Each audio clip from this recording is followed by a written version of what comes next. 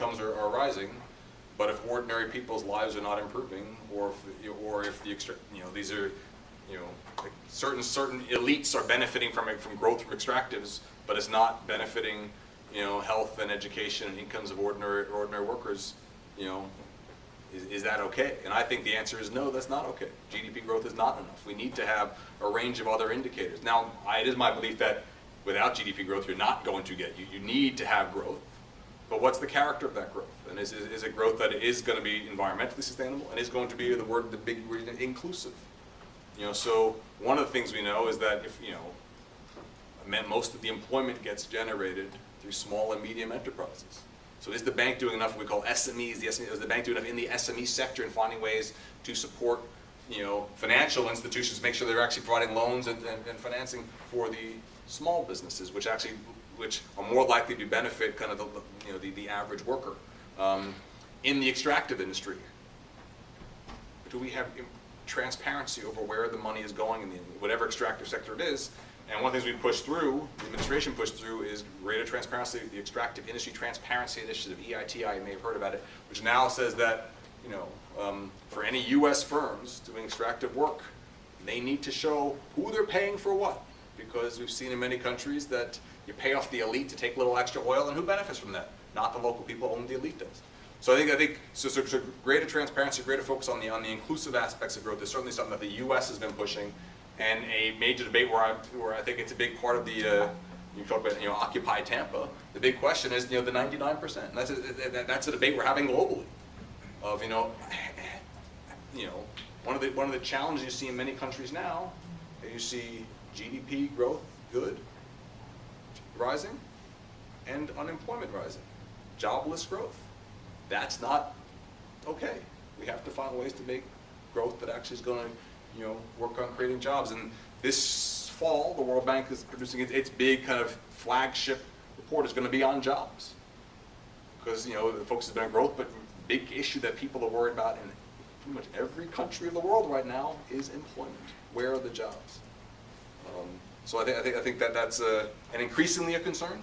There have been times in history when I think that has not gotten enough attention. And it's getting a lot more attention now. On transparency of private donations. So this is actually one of the things I think the bank has made in some ways the most progress on in the past year is overall transparency. So it used to be just 3 years ago that the only things the bank would make public was a short list of a few things that it was going to make public. Everything else, they kept secret.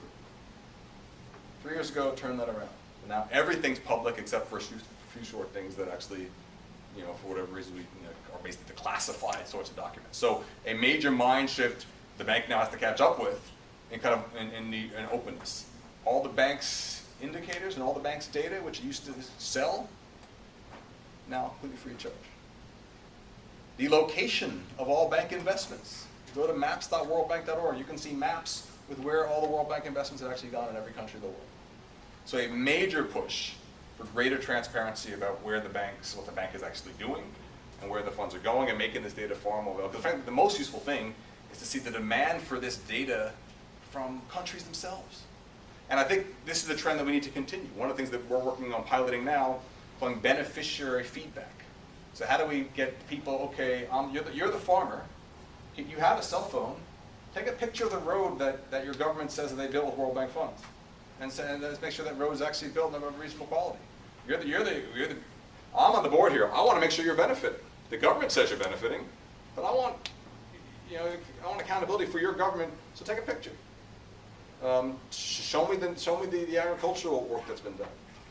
So trying to get much more benefit. Again, it's a greater transparency of what's being done to help me as a donor have greater confidence in what's actually happening. And I think this is a very important trend towards much greater transparency. But it's hard. I'm trying to make sure that, okay, the bank has now mapped all its data. USAID has now agreed to put everything it does publicly, or our U.S. bilateral aid agency. Can we do it in the same system, please? Can we do it in a way that actually you can actually match them up and see that way you can look at one country and say, okay, and then we can get those countries to put their own budgets online. Okay, here's the $100 million spent on agriculture in your country. Let's put it all together and say, is it working? Because maybe when you first look at some of the bank geographic data, the mapping data, which they start doing, you say, hey, Here's where the poverty is. Here's where the spending's going. Here's where the ethnic groups who support the current policy. So it doesn't answer the question, but it helps you to ask the right questions about are you doing the right thing. You know, have we solved it yet? No, but I think this is a very important trend.